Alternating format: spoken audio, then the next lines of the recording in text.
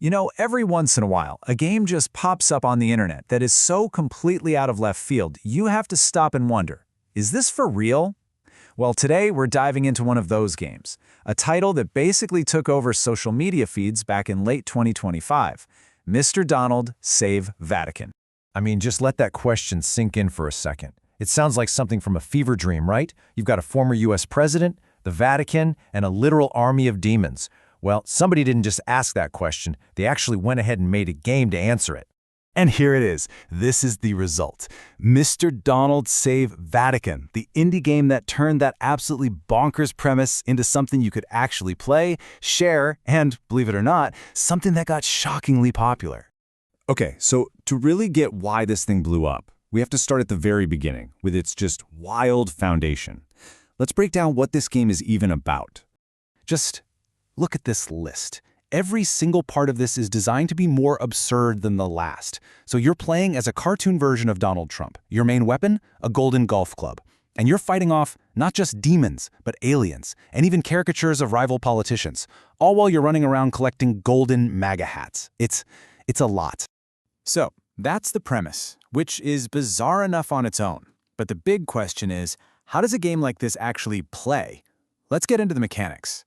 When you get down to it, the game is really a mashup of two classic genres. On one hand, it's a super fast-paced run-and-gun shooter. You're just constantly blasting away at things. On the other, it's got some light platforming, so you're jumping around these weird levels inside the Vatican. The whole thing is just about non-stop chaotic action. And of course, the game just leans so hard into its meme identity. You really can't talk about the gameplay without mentioning the power-ups, starting with this one, the instantly recognizable Quasa face shield. Yeah, the power-ups are pure satire. The coffee face shield makes you invincible for a little while, naturally. The wall builder lets you throw up defensive barricades wherever you want. And my personal favorite, you can actually use classic Trump voice clips as, like, special moves. It's just so unapologetically ridiculous. And all of this creates a gameplay loop that's super simple, but honestly, pretty addictive. You fight off these huge waves of enemies, you throw up some walls to protect yourself, and then you square off against some completely over-the-top boss. It's the perfect recipe for short, chaotic bursts of fun. And when I say ridiculous boss fights, I mean ridiculous. The big ones people talked about were a battle against a possessed pope, and for the grand finale, you take on a giant mech that's designed to look like his political rival, Joe Biden. Seriously, you can't make this stuff up.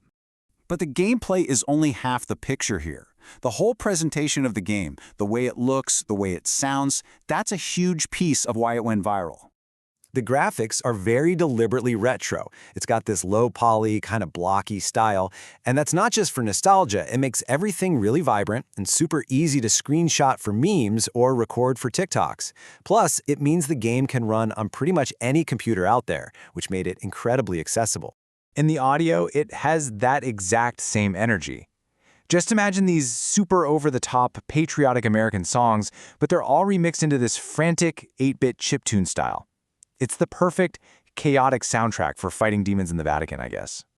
All right, so you've got this wild premise, you've got chaotic gameplay, and this totally memeable style. So how did the internet react to this crazy concoction?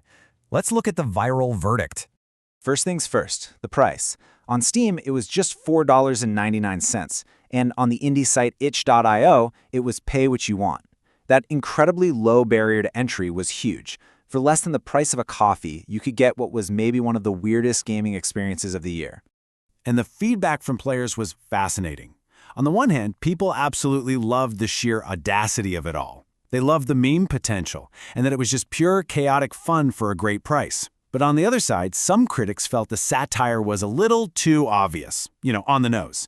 Others pointed out the humor was pretty niche and that there were some minor technical problems, like janky hitboxes, which just means the combat could feel a little clumsy.